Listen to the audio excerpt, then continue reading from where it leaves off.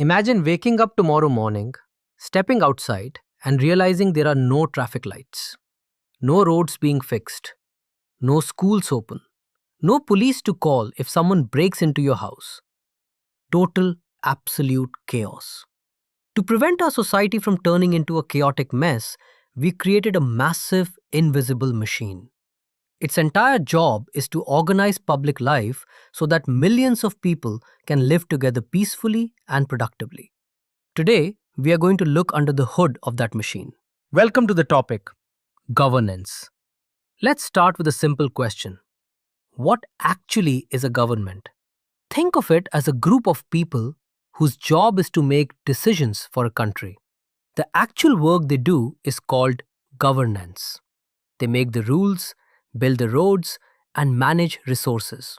But how does this giant machine work without breaking down? Think of the government like a massive football match.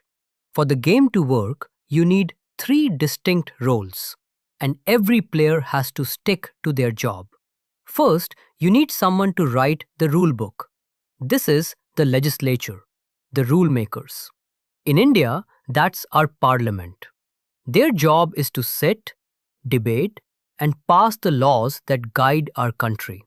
Second, you need someone to put those rules into action on the field. This is the executive. It includes the Prime Minister, the Chief Ministers, and all the government departments doing the heavy lifting, running hospitals, and enforcing the laws. Finally, you need a referee. That's the judiciary, the Supreme Court and lower courts. If a law is broken, the judiciary steps in to interpret the rules and hand out penalties. Now, why keep them separate? To make sure no single group becomes a dictator. We use a brilliant concept called separation of powers and checks and balances. Every branch keeps a close eye on the other two. But India is huge. One central office in New Delhi cannot possibly know that the street lamp outside your house is broken. So, the government is split into three levels. Think of it like zooming out on a map. The level closest to you is the local government, your municipalities. They handle immediate community needs like street cleaning and garbage. Zoom out a bit and you hit the state government, handling larger things like state highways and the state police. Zoom all the way out and you have the central government. This is the big picture: the army, foreign affairs, and national disaster relief. Quick break. If you're finding this breakdown helpful and want to understand every tricky concept in your syllabus with this much ease, hit that subscribe button right now. Thousands of students are learning with us, and we don't want you to miss out. Let's go. Now, as the government manages all of this, the world is changing fast. Today, you can tap a screen and send money instantly. But this brought a new villain: cybercrime. Criminals can now commit fraud without ever leaving their bedrooms. So, how does the government team respond? The legislature creates strict new laws against online fraud. The executive creates specialized cyber police to hunt down the hackers. And the judiciary punishes them. All three organs working together to solve a modern problem.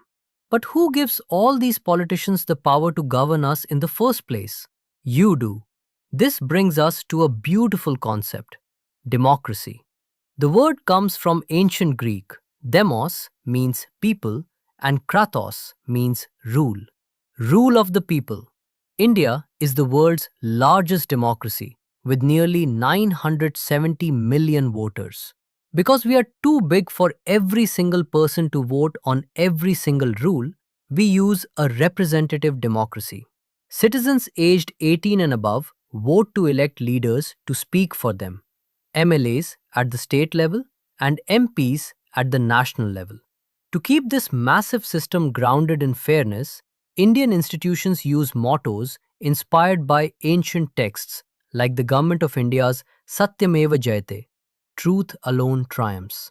And no modern leader embodied these values quite like Dr. APJ Abdul Kalam, the missile man of India and our 11th president. Now, the president in India is largely a nominal head, meaning they are the head in name while the elected government holds the real power.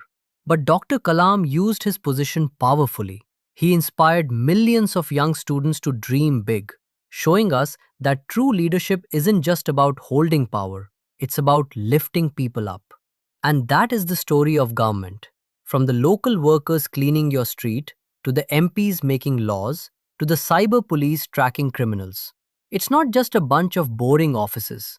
It is an intricate, balanced, living system, working every single second so that we can live in peace.